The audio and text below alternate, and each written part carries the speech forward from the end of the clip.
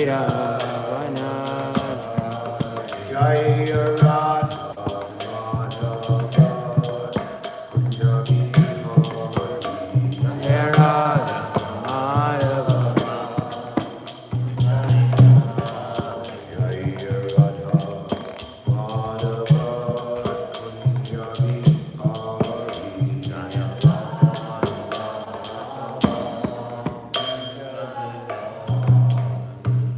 Jai Om Vishnu Pad Paramahamsa Purjakacharya Pastotra Shri Srimad Nitya is known as Divine Grace Shilabhai Charanarvinda Bhaktivedanta Swami Maharaj Iskand BBT Jaya Jagat Guru Patita Pavana Srila Prabhupada Ki Jai Om Vishnu Pad Paramahamsa Purjakacharya Astotra Shri Srimad Nitya Lila Pravistis Divine Grace Srila Bhakti Siddhanta Saraswati Thakur Prabhupada Ki Antakoti Vaishnava Vrinda Ki Grantaraj Srimad Bhāgavatam Ki Jai Shri Shri Radha Govinda Ki Jai Srila Prabhupada Ki Jai Gaur Premanandi All glories to the assembled devotees All glories to the assembled devotees All glories to the assembled devotees Gaur Premanandi Haribol Nama Om Vishnu Padaya Krishna Prastaya Bhutale Srimate Bhakti Vedanta Swamin Iti Namane Namaste Sarasvati Deve Gauravani Pracharane Nirvishesha Sunyavadi Paskita Desha Tarane Om Namo Bhagavate Vasudevaya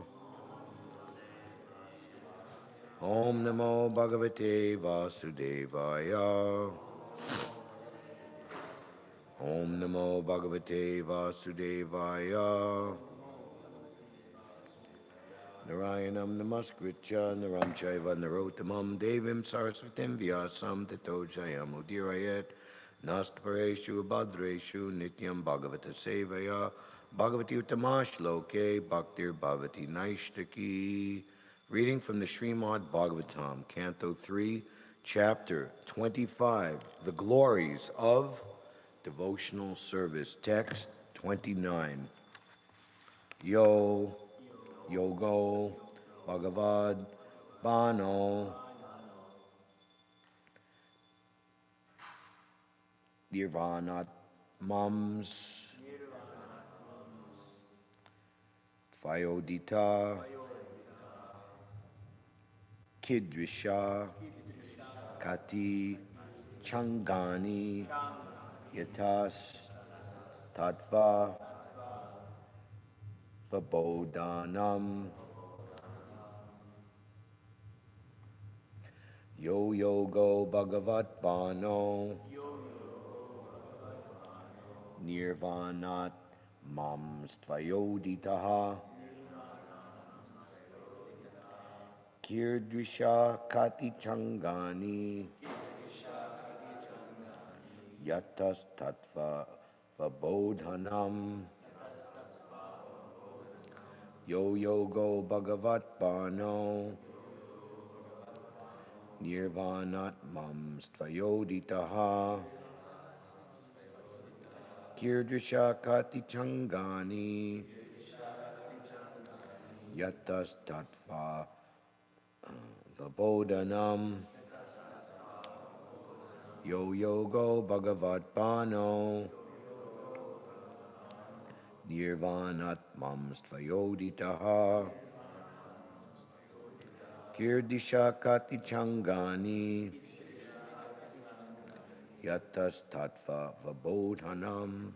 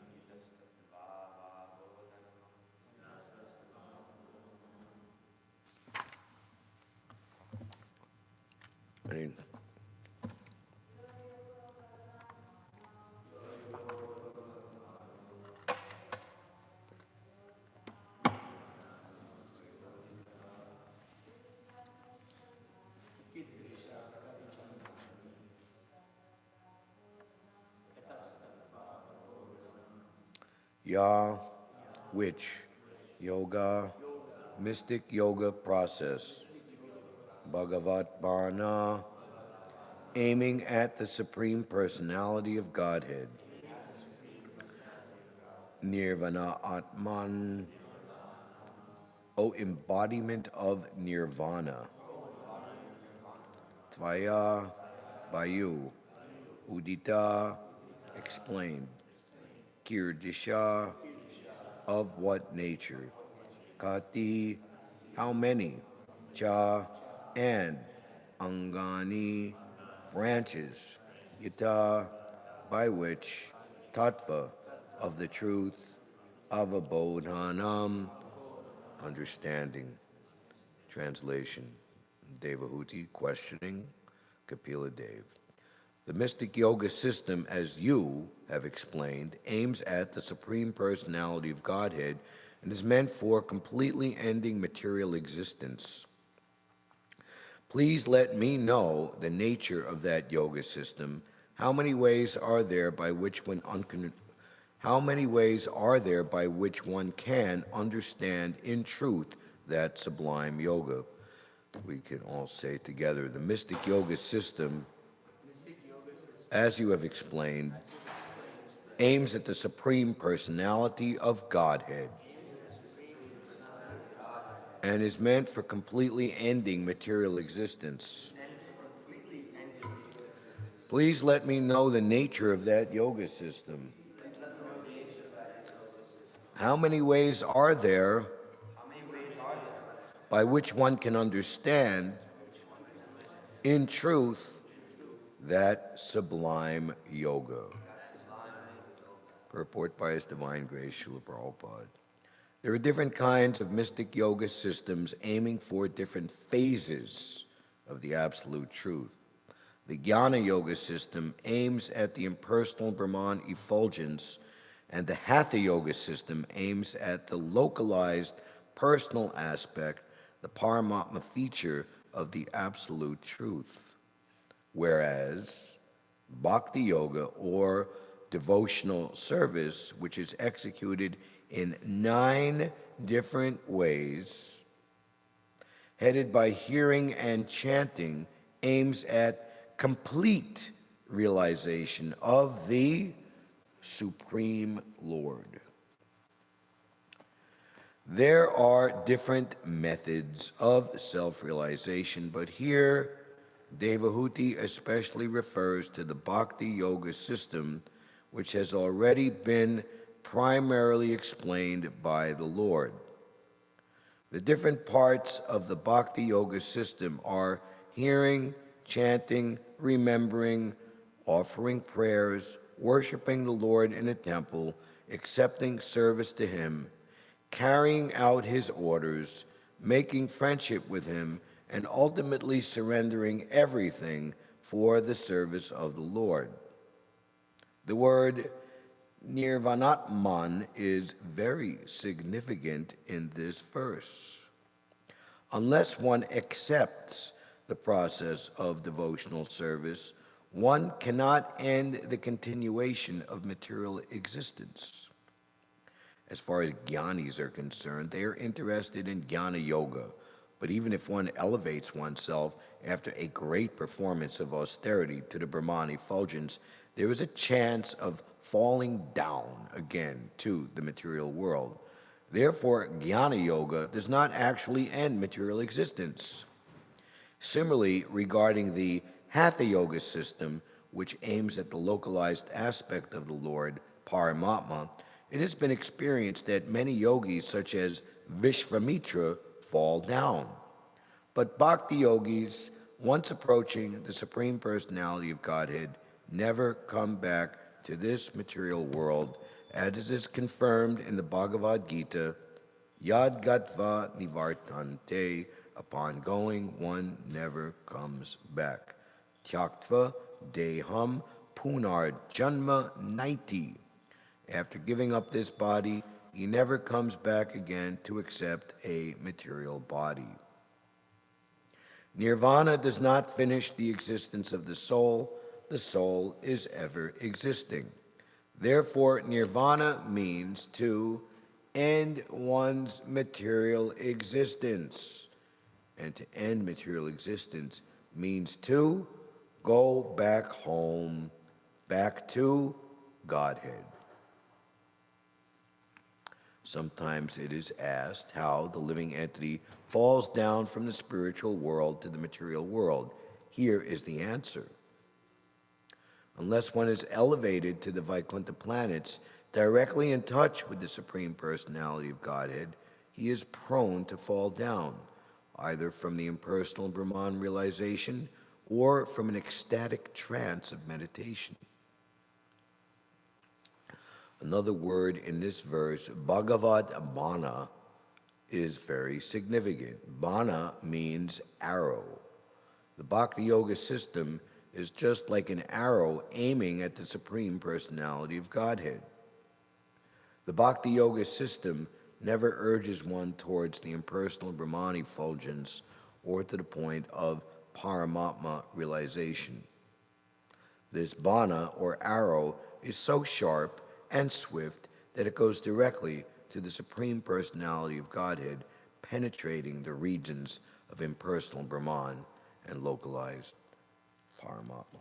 Om Jnana Timirandasya Jananjana Shalakaya Chakshurmidam Jena Tasmai Shri Gurave Namaha Shri Chaitanya Manobishtam Stapitam Yena Bhutale Svayam Rupagaramayam Dadati Svapadantikam Vandeham Shri Guru Shri Utapadakamalam Shri Gurun Vaishnavamscha Shri Rupam Sagujatam Sagana Raghunatan Vidam Dam Sajivam Sadvaitam Savadutam Parijana Sahitam Shri Krishna Chaitanya Devam Shri Radha Krishna Padan Sahagana Lalita Shri Vishakavidamscha Debyad Bindaranya Kalpajumada Srimad Ratnasanasto Radha Shilagovinda Devo Prastalavi Savyamano Smarami Tapta Kanchana Gorangi Radhe Brindavaneshwari Vrishabhanu Sute Devi Pranamami Hari Priye Vanchakalpatarubhyascha Kripasandubhyeva cha Patitanam Bhavanebhyo Vaishnavebhyo Namo Namaha Jaya Shri Krishna Chaitanya Prabhu Nityananda Shri Advaita Gadadhar Shri Vasadi Gaura Bhakta Brinda Hare Krishna, Krishna Krishna, Hare Hare, Hare Rama, Rama Rama, Hare Hare. Yo Go Bhagavat Pano Nirvatmanam Stvayoditaha Kirdvishakati Changani Yatastavat Tabodhanam. The mystic yoga system, as you have explained, aims at the Supreme Personality of Godhead. It is meant for completely ending material existence. Please let me know the nature of that yoga system. How many ways are there by which one can understand in truth that sublime yoga?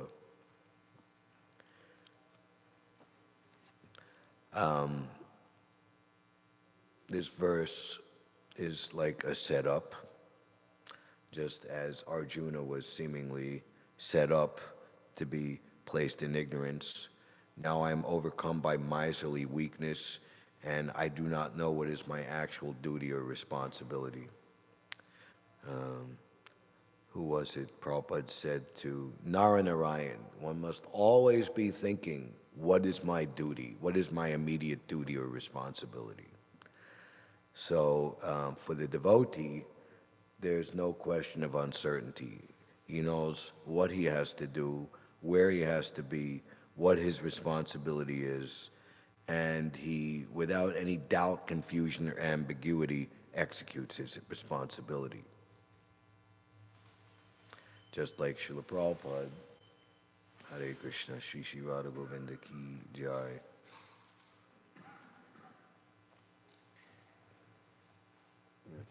Tiki lights the incense, and there's 3 sticks burning there. Maybe they could be removed. That's too much. You are an intelligent young man. Why don't you preach Lord Chaitanya's message all over the world? Even before fully rising to take one's seat after offering respectful obeisances to the great saintly spiritual master before him. And what a reverse course. The devotee reverses our course. Just like, I don't know if they have them these days, but round table trains. The train comes into a depot and it's like on a circle, and they'll like completely spin it around and they'll put it on another track. So we are going headlong into the abyss, ultimately, of tamagun, transmigrating, preparing to transmigrate, losing the human form of life through 8,400,000 species of life. So we meet the pure devotee, the spiritual master, the bona fide representative of Krishna, and just like the round table for the train, completely turns around our course.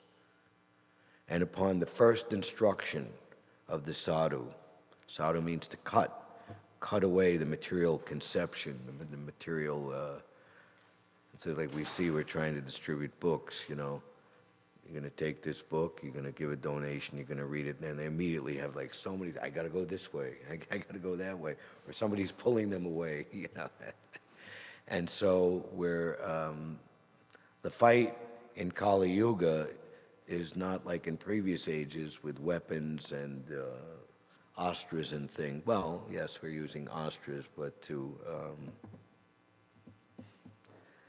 direct their mind and intelligence to the right way. We're representatives of the spiritual master to bring people to the point of duty and responsibility. There is a description or a nice analogy in the 10th canto, chapter 20, description of rainy season in autumn, that when the rainy season starts, all the frogs and toads start croaking. So what kind of lesson could that possibly be imparting to us? So similarly, in this Kali Yuga, everyone is sleeping in the darkness of ignorance, and only by the calling of a great acharya does everyone wake up and perform the actual duties of human life. That P.R. Mohan? Hare Krishna. Wow. It's actually good to open one's eyes fully and notice who's here, huh?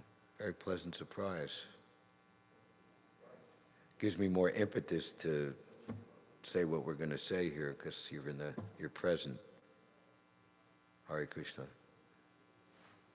P.R. Mohan, for everyone who doesn't know, is a very old and senior devotee of Srila Prabhupada. He was one of the leaders of van parties in Radha Damodar, and he was very elevated, or is very elevated. He was so absorbed in chanting the holy name that he didn't care. That's another story. And he's been the temple president for ISKCON Connecticut for as many years and decades as we could possibly remember. And he's also a very dear friend. Hare Krishna. And that's also analogous to the students and brahmacharis in the ashram or cultural institution do not rise of their own accord, so a bell has to be sounded to wake everybody up. So similarly, by the calling of the great acharya, the people actually wake up and perform the duties of human life. So I'm trying to make this in such a way that it comes as an apropos surprise, but I think I'm going to have to reveal actually that today is the 17th of September, and this is the actual Roman calendar day that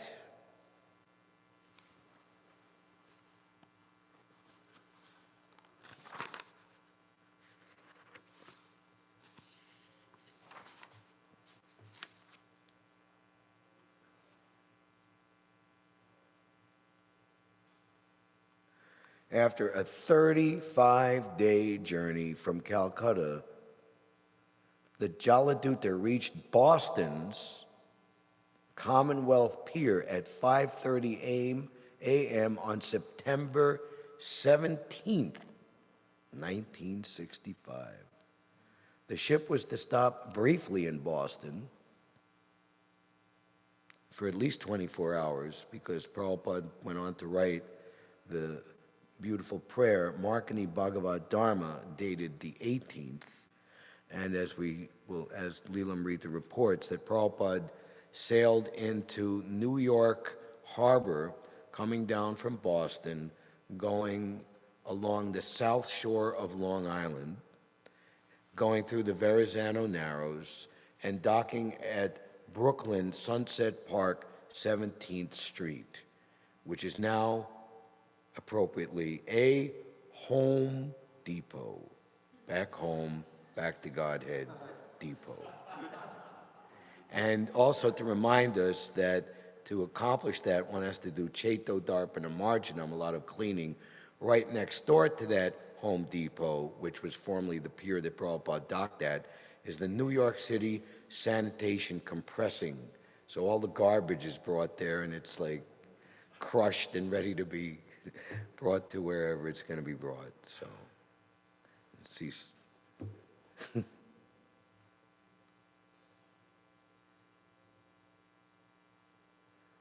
Among the first things that Srila Prabhupada saw in America were the letters A and P. I don't think that company even exists anymore. Used to be a grocery store, right? A and P. Huh? I can't hear what you're saying. Are they? Okay. Painted on a pier front warehouse, the gray waterfront dawn revealed the ships in the harbor, a conglomeration of lobster stands and drab buildings, and rising in the distance, the Boston skyline. Prabhupada had to pass through U.S. immigration and customs in Boston. His visa allowed him a 3-month stay. An official stamped it to indicate the expected date of departure. So in those days, you could extend your visa, and Prabhupada had extended it month to month, all the way until, see, he went to India in July of 1967, so that's at least 23 months. But then he seemed to have come back on the same visa. And then only in the next year, 1968, it could not be extended anymore. And then he went to Montreal, and we actually have a copy of the fingerprints that Garga Muni helped Srila Prabhupada make to finally get a proper visa to re-enter the United States. You can see that in the Prabhupada Museum.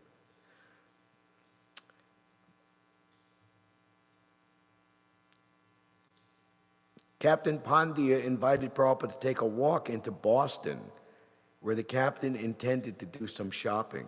So Prabhupada's walk in Boston and being there for 24 hours was enough for him to write these beautiful prayers. So we can thank Boston for inspiring Srila Prabhupada to write such prayers by displaying their full enthusiasm for being in the modes of passion and ignorance.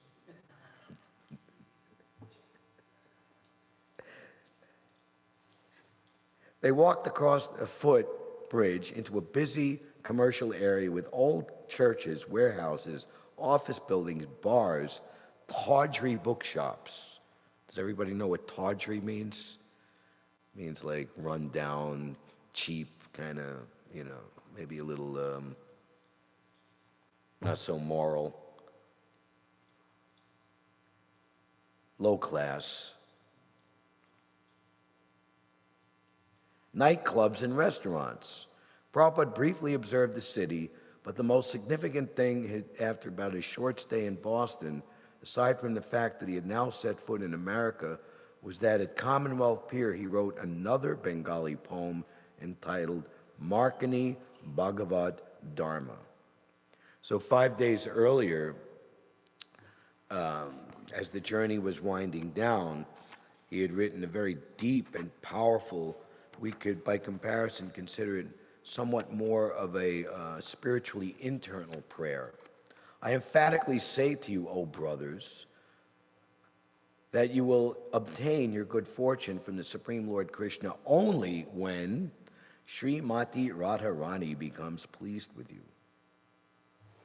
And after making such a powerful and absolute statement of what is the ultimate goal of life and the only way to achieve it, he then goes on to glorify his spiritual master, who he has full understanding and realization is the most intimate servant of Srimati Radharani. Sri Srimad Bhakti Siddhanta Saraswati Thakur, who is very dear to Lord Gauranga, Lord Chaitanya, the son of Mother Sachi, is unparalleled in his service to the Supreme Lord Sri Krishna.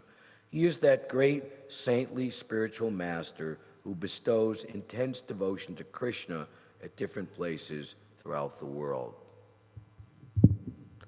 So it's mentioned here in today's verse how there's 9 potent processes of devotional service. So Prabhupada's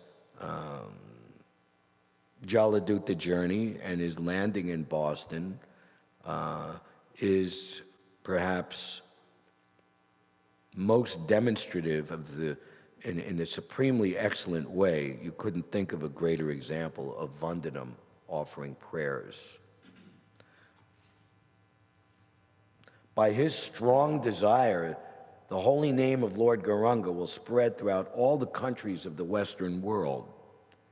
In all the cities, towns, and villages on the earth, from all the oceans, seas, rivers, and streams, everyone will chant the holy name of Krishna. And Prabhupada, a few days after, describing how the modes of material nature are so strong. My dear Lord Krishna, you are so kind upon this useless soul, but I do not know why you have brought me here. Now you can do whatever you like with me. But I guess you have some business here. Otherwise, why would you bring me to this terrible place? Most of the population here is covered by the material modes of ignorance and passion. Absorbed in material life, they think themselves very happy and satisfied, and therefore they have no taste for the transcendental message of Vasudeva, Krishna. I do not know how they will be able to understand it. So after Prabhupada was very successful, surrounded by adoring and loving disciples, as Prabhupada called them, the flower of your country, the beautiful boys and girls of America, Prabhupada would tell the story of how he came here and how he would say you have to give up meat eating, illicit sex, intoxication, and gambling, and they would say, please go home, sir. And Prabhupada would laugh, but I would say, let me try. And when Prabhupada said, let me try, his try created a worldwide movement and thousands of disciples, and such a permanent, powerful mark on the human society, even perceivable at that time. What to speak of actually the greatness of Srila Prabhupada as the preeminent representative of Krishna and Lord Chaitanya.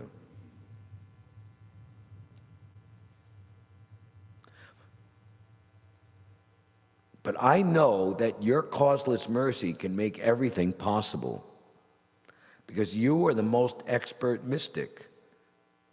How will they understand the mellows of devotional service? Oh Lord, I am simply praying for your mercy so that I will be able to convince them about your message. One pointed prayer with intense, Prabhupada really put his money where his mouth is, not like, I say a prayer, and whatever, and then 2 minutes or even 20 seconds later, it's on to the next mental orientation or speculation. This whole, right from 1922 till this point, through all of the trials and tribulations, even right at the onset, Prabhupada's godbrothers would insult him. And they had we talk about back in the Radha Damodar days, it was like the He-Man brahmachari, we're better than, you know. So even back then, supposedly amongst cultured people born in India, rotten grihasta, I don't know how that translates in Bengali. And why is this grihasta being so intimate with Guru Maharaj? Who is he? In due course of time, he will do everything himself. You do not have to recommend him. God brothers were dumbfounded. How is Srila Bhakti Siddhanta, how is Guru Maharaj so much adherent and have such a unique relationship with this person who's more or less like an outsider?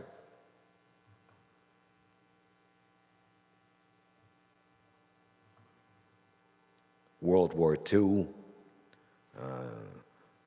the partition of India and Pakistan, which included East Pakistan, which some 25 years later became Bangladesh. You know, Prabhupada in Calcutta just saw all the Hindu-Muslim riots. Horrible. Then the industrialization of India, Pandit Nehru. You know, the problem with India is that we're too religious. We will make the factory the new temple. Old age, obscurity, and all throughout the non-cooperation of his family members. Finally going. Sasru Maharaj, along with the Prabhupada Lilamrita, has given us a very beautiful poetry rendition of the entire book in 6 volumes.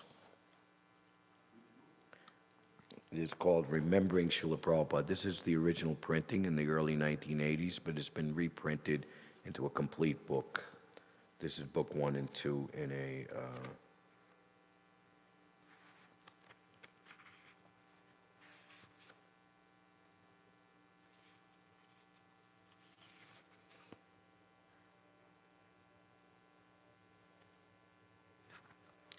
finally going. Mr. Agarwal of Mathura only casually mentioned he could get Prabhupada's sponsorship in America through his son.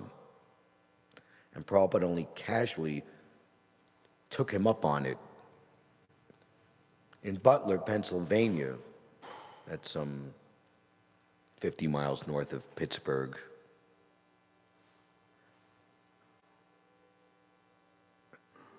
Mr. Agarwal's son Gopal only casually did the needful, yet that was the way of Krishna. After that, you moved intent as an arrow. So this is nice in today's verse about the arrow. There's an even more graphic description of how devotional service is like an arrow that pierces. Ultimately, here it's describing the region of impersonal Brahman and Paramatma.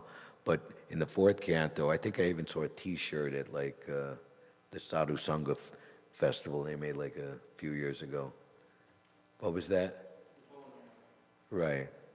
And that's likened in the 4th canto. Prabhupada describes that, and also in the Bhishma Dev, the Viryabhav, chivalry, that Krishna enjoys fighting seemingly with his devotee and enjoys the wounds that are inflicted just as much as 2 lovers in their love play.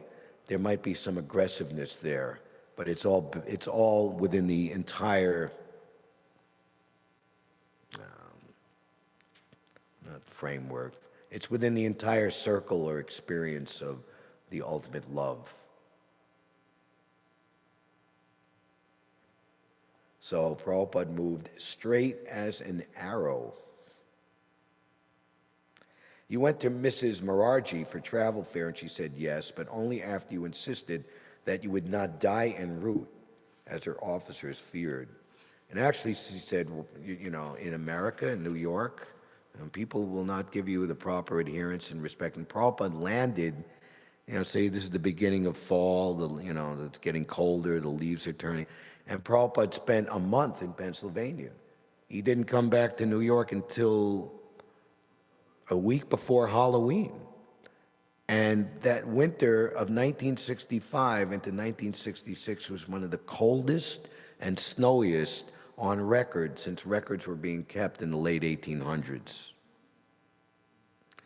And, somehow Prabhupada had the contact of Dr. Mishra, who had set himself up real nice, speaking what people wanted to hear. He had a penthouse apartment on the 14th floor of a Riverside Drive luxury building overlooking the Hudson River. He was initially invited Prabhupada to live there, and it was such a big penthouse that he gave Prabhupada a room of his own. Has anyone ever had the experience of couch surfing in New York City, begging to stay with somebody and being given a room of their own? You can sleep on the couch in the living room, with the TV blaring and with the smells from the kitchenette and all whatever is going to be talked and discussed that you're there, But because of the diametric opposition to the philosophy of pure personalism and Mishra's Mayavad impersonalism, oneness, there's just a simple statement. When it became inconvenient to keep Prabhupada there, he moved him to his windowless fifth floor yoga studio, some 4 avenue blocks and 3 regular blocks away.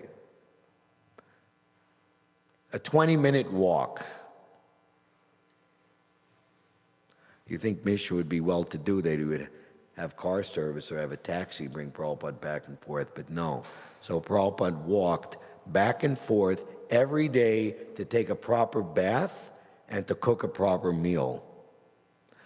There's Prabhupada's diary, and Prabhupada says, sometimes I am disturbed by night starvation. And you see the way people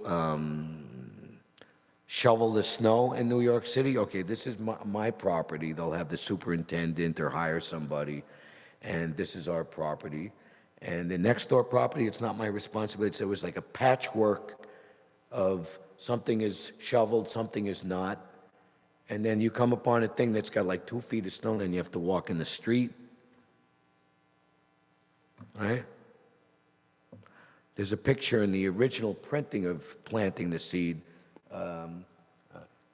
showing 75th Street along Prabhupada's walk to Mishra's apartment. It's like after a fresh snow, and there's like one like heavy New York guy shoveling, looking at the camera like, what are you taking a picture of? Who are you? Leave me alone. And, and everything's all like freezing cold and huge mounds of snow. The trash cans, all the snow blower blew all the snow all over everything, and walking is very difficult.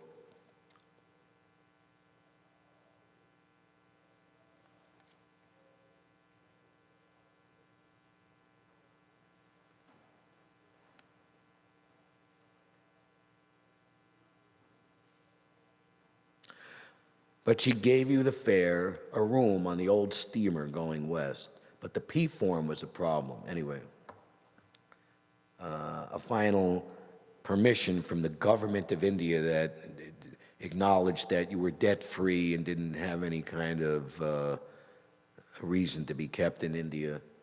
And, an underling officer said, well, he noticed that you have a 1-month sponsorship, and it's not from an institution, it's from an individual. And maybe a little well-meaning that, Swamiji, you will be in difficulty. I cannot grant you. And then Prabhupada just said, no, this is wrong, you can't do this, go to your superior. So the clerk complied, and the officer came out to where you sat in the Bombay government waiting room and said, Swamiji, don't worry, I've passed your case. So then Prabhupada is in Bombay. Now, this is very interesting. This is the Scindia steamship headquarters, and it was just in the area of Juhu, where Prabhupada saw this property. And 5 years later, in 1971, I remember this place and fought like anything to get that place, which is now ISKCON Bombay, Juhu Beach. But the ship was in Calcutta, so Prabhupada had to take what is the train ride from Bombay to Calcutta, like 36 or 48 hours? At that time. It's one of the, only longer would be going from like Delhi or maybe a little bit north and Kashmir all the way down to Kanyakumari, north to south. So much difficulty. Now only the ocean storm separated you from us. On our side, the hour was very late, but not too late. No one was waiting for you in exactly the form you were coming, yet you were aching for us nonetheless. So, by the calling and prayer of a pure devotee, everyone wakes up. Prabhupada said, I have created your good fortune.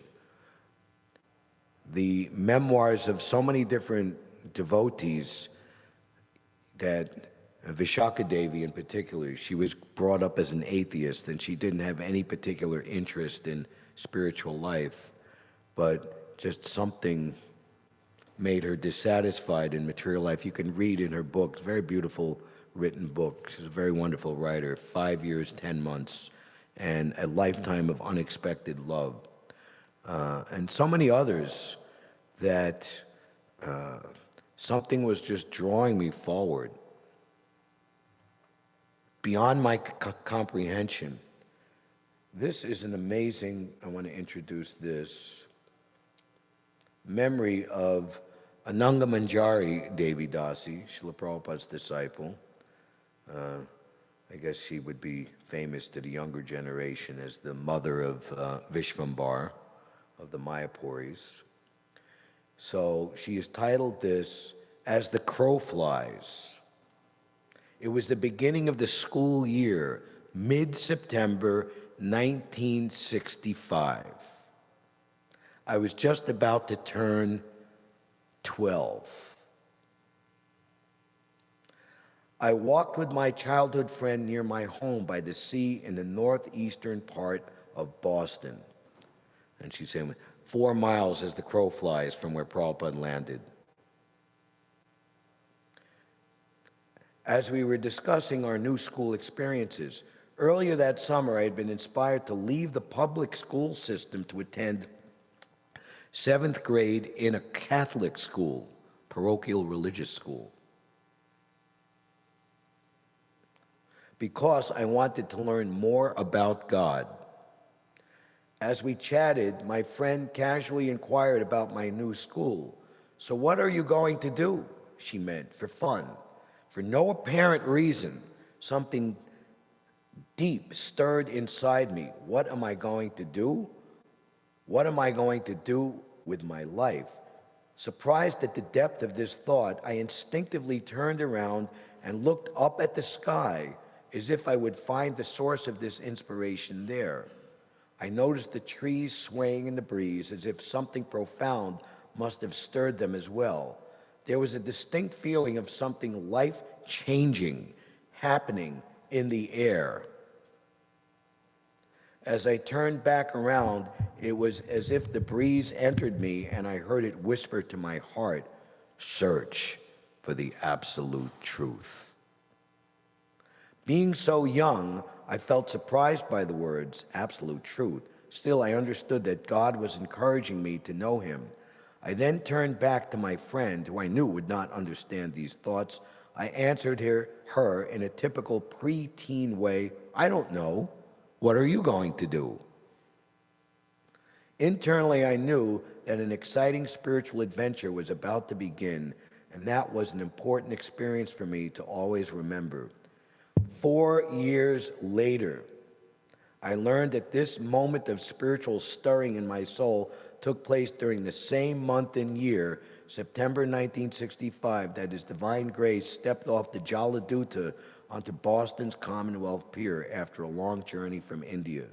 As he stood looking out from the Boston harbor, he was inspired to offer a deep, heartfelt prayer to his Lord, how will they understand you? Fervent prayers of a saintly person are powerful. They pierce through the coverings of dull matter to awaken souls on their journey towards Godhead. His emphatic intention to uplift souls with transcendental knowledge had been carried through the breeze. I was only a few miles away as the crow flies.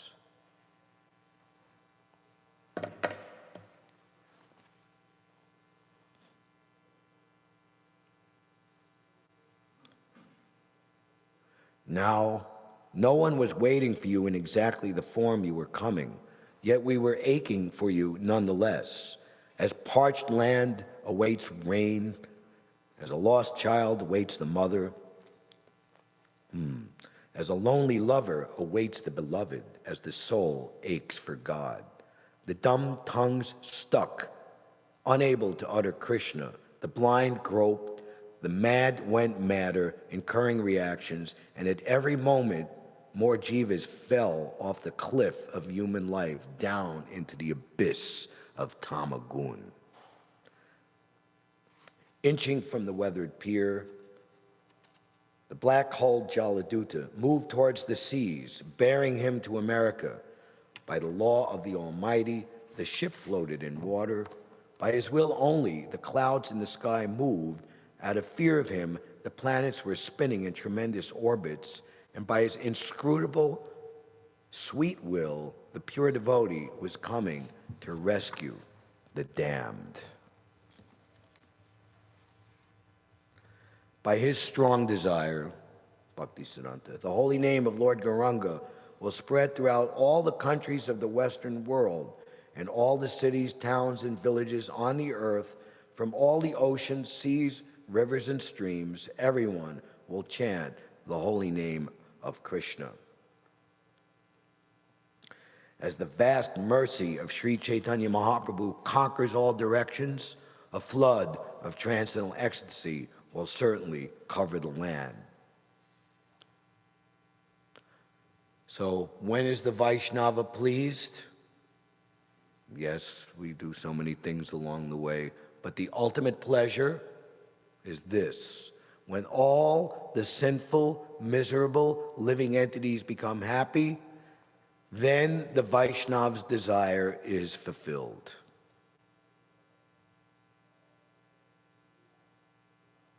Although my Guru Maharaj ordered me to accomplish this mission, I am not worthy or fit to do it.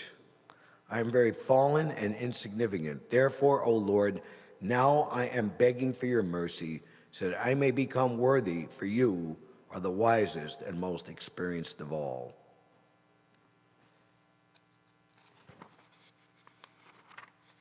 I wish that you may deliver them.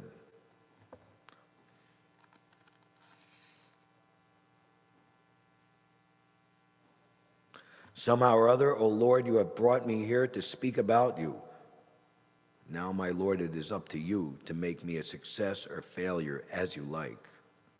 O spiritual master of all the worlds, I can simply repeat your message. So if you like, you can make my power of speaking suitable for their understanding. O Lord, I am just like a puppet in your hands, so if you have brought me here to dance, then make me dance, O Lord, make me dance as you like. I have no devotion, nor do I have any knowledge, but I have strong faith in the holy name of Krishna. So important. How powerful is the name of Krishna? It is Krishna himself, but even more powerful because it is more merciful than Krishna himself. So much benefit is there to be analyzed on so many different levels. Most importantly, because everyone is so sinful and so fallen and so burdened by the reactions of those sinful activities that it is not possible for them to hear the message of Krishna and understand it properly, and what to speak of engage in devotional service or the actual duties and responsibilities of human life. So therefore, the devotees of the Lord are even more kind than the Lord because they take all types of risks to approach the fallen conditioned souls and engage them in the acts of Krishna consciousness, which are absolutely necessary. So the first step when somebody is in illusion or asleep is to wake them up. Sound vibration. In the beginning was the Word, and the Word was God. So widespread distribution of the holy name is the prime benediction for humanity at large. That means everyone. just like Srila Prabhupada had envisioned. When the vast mercy of Sri Chaitanya Mahaprabhu conquers all directions, a flood of transcendental ecstasy will certainly cover the land. So there's the primary responsibility of devotees of Lord Chaitanya is to propagate his Nam Sankirtan movement directly, to purify the mass population, so that ultimately the field can be cultivated and ultimately the fruit can be grown and ultimately harvested. This is long-term. Shreya Karaiva Chandrika Vitaranam. That means we're working for the subsequent generations of Vaishnavas. We shouldn't be preyasis, we should be shreyasis. I want the result, I want to see it, and I want it now. Otherwise, I lose faith. This is not working. We have to move on to something else.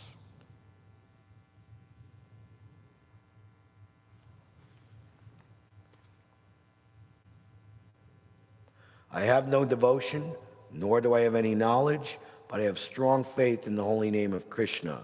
I have been designated as Bhakti Vedanta, and now, if you like, you can fulfill the real purport of Bhakti Vedanta.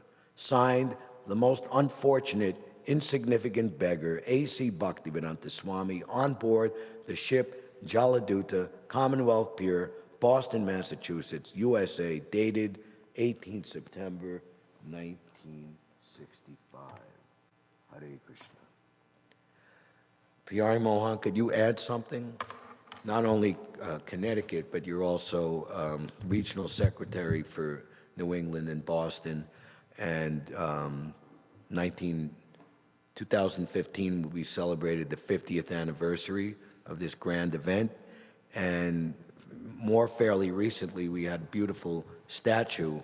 The Back Bay, Boston area is a very elegant and exclusive area with very, very beautiful old buildings and various types of architecture. It's one of the tourist things to do in Boston is go and look at these buildings. Our building, I believe, was built in 1875, right? So to get a statue and, and everything has to, the color of your building and everything has to be exact right. You can't do anything outside the code. So that was a whole procedure. So now there's a beautiful statue of Srila Prabhupada coming off the Jaladuta, and it shows the journey. Very, very nice. So maybe you could say something.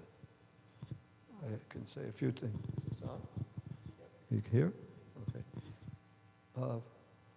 Just about your class, as you mentioned when he Could came that be off. made louder? What?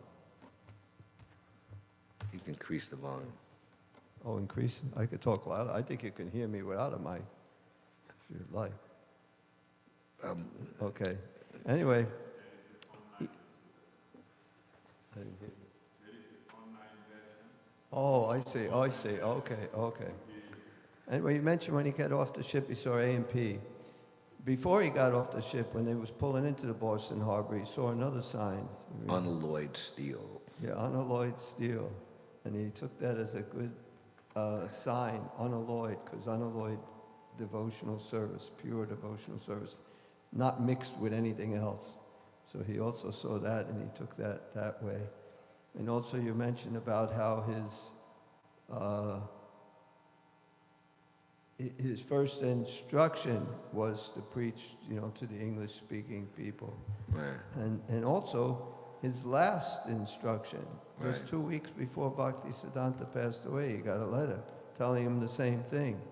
So he took this as his life's mission, although at the time he still didn't do anything about it, trying to figure out what to do. But he kept it. And then, of course, when he was 69 years old, he traveled on that ship that he just explained, the Jaladuta. And he crossed and he entered into Boston. It was the first place he stepped foot into America, was in Boston, and that's where he got the realizations of what the people are like in America and mode of passion and ignorance. Didn't see anyone in a mode of goodness. Everyone's just rushing all over. But it's just so wonderful, and how if you can make my words suitable for their understanding, and your most insignificant beggar. I mean, he felt himself completely unqualified. I mean, the only thing he had, that he said, was he had faith in the holy name. So that he felt he definitely had that. And that's what he gave us, the holy name. And it's a thing now. If we chant our rounds, we try to hear and we make an effort, then things will change. It'll be easier to follow Krishna consciousness, and you can also do so much more service. You get much more accomplished by chanting, having a good sadhana. So the holy name is so important. Now, those were just some of my comments, and then you asked me something to speak about in particular. Whatever you think is important for us to hear. Well, I think all of those things were important. I just... I can ask you.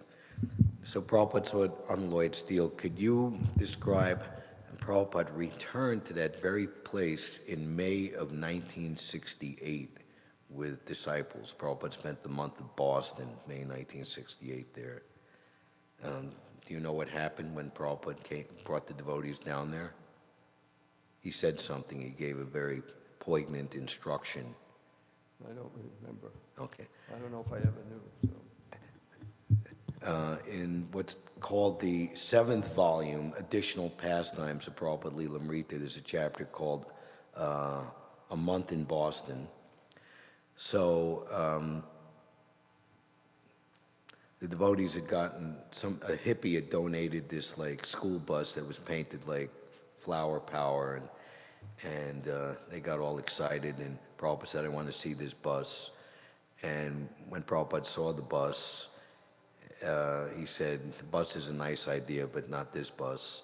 But anyway, they all rode down from the temple on Glenville Avenue in Alston to the Commonwealth Pier, and the devotees were amazed that Prabhupada knew the directions. You know, in Boston, it's kind of like Washington, D.C. It's purposely set up to to bewilder you, and you're going to get lost. The idea is that, you know, like if a conquering enemy like the British come in there, that they'll just, people in Boston know where they're going, but other people are going to get lost. So anyway, so they go down to the pier, and there's unalloyed steel, and Prabhupada, he was very silent and grave, and then finally he spoke. They have unalloyed steel, but we have unalloyed devotion. And then he went on to say that, we're not meant to please people's sentiments. We're meant to speak the truth. Said that we want a certificate from Krishna that this man has done something for me. We're prepared to preach our message in the wilderness, if need be. To please Krishna with purified senses, the ultimate goal of life.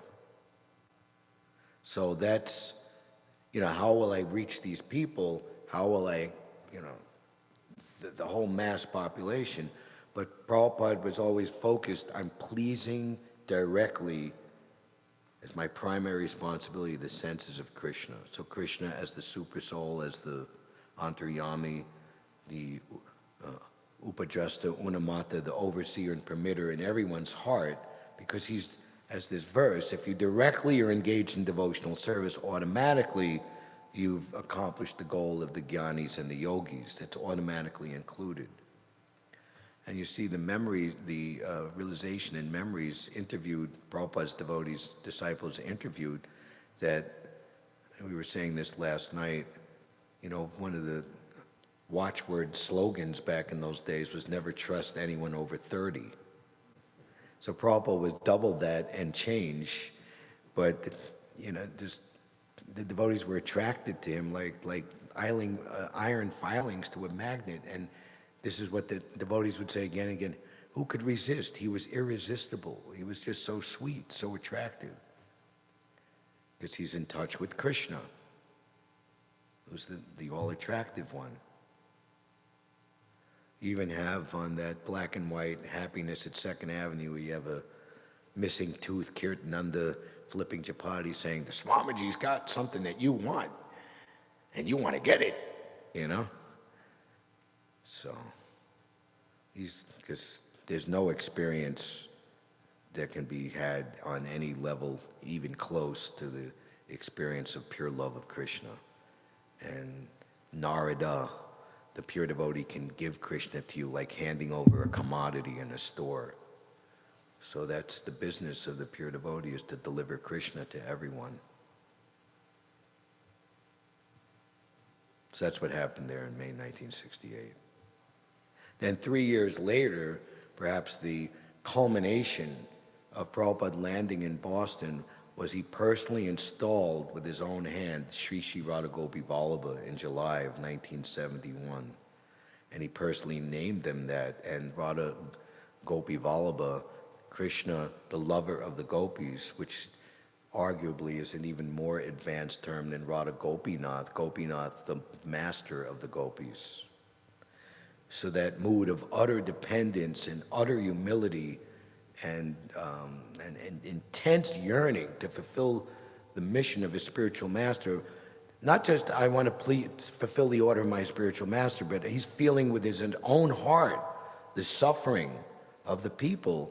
And also he knows his disciples are out there. Prabhupada instructed there are many, many candidates out there waiting to come forward. You just go out and people will come. Those right people will come to you. Hansaduta Prabhu, he was a New York person, and he was friends with someone who knew Roy Ram. And when Prabhupada left to San Francisco, many of the New York devotees wanted to go with him. So at one point, Roy Ram went there. He had a car, and so Hansaduta was going. It was Ravindra Swarup, not the one in Philadelphia, but an earlier person named Ravindra Swarup who subsequently left, and said, "Nah, the person I'm taking the ride with, he wouldn't want it." So he wasn't able to go and take part in the San Francisco. So he ultimately didn't join and initiated there, but he joined in New York, then went to, he was with a wife, Himavati, Helena, who was originally from Ukraine, and they sent them to Montreal because everybody in New York is a brahmachari, and they couldn't figure out how to tell him that we can't have women here, and anyways, awkward.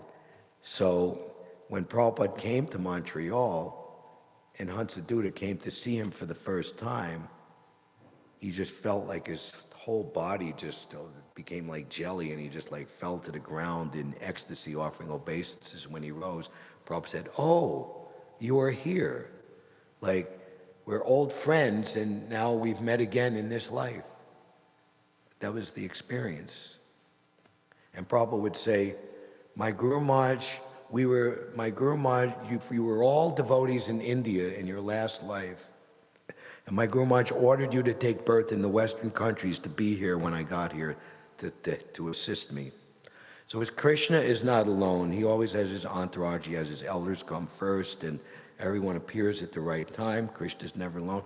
So the spiritual master, and what to speak of such a personality as Srila Prabhupada, he has his associates and helpers and servants on all different levels who will appear in different times and places to affect the mission. Lord Chaitanya is very, very attentive to see that his mission goes on forward, especially after so many hundreds of years. Prabhupada's describing how Bhaktivinoda Thakur is desiring, and he passed it on to Srila Bhaktisiddhanta. He said, but everyone has been desiring, for 500 years, the prophetic words of Lord Nityananda. Very soon a commander-in-chief devotee will appear. And Lord Chaitanya himself said, in every town and village of the world, my name will be, devotees will be made all over. what is this? Is this just like poetry, or is this just like a wishful thinking? You know, how to do it. Okay, so we've gone over time, and Mother Jivanasati, Hare Krishna, I didn't see you because Prabhuji Atmaram was sitting.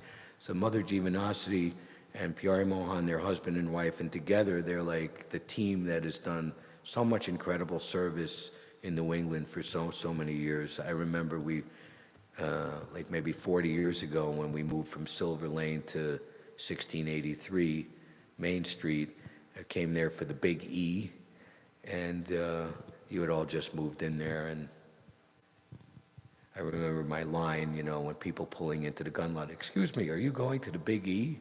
And I think you found that humorous.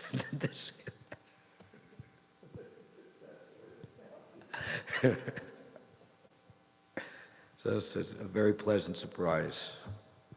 Hare Krishna, blessed with your Pleasant association. surprise for us also to have you giving class. Thank you. Hare Krishna. Srila Prabhupada ki jai, Shri Shri Radha Govinda ki jai, Shri Shri Radha Gopi Vallabha, Boston is the Dave, Prabhupada landing there in 1965, ki jai. Hare Krishna.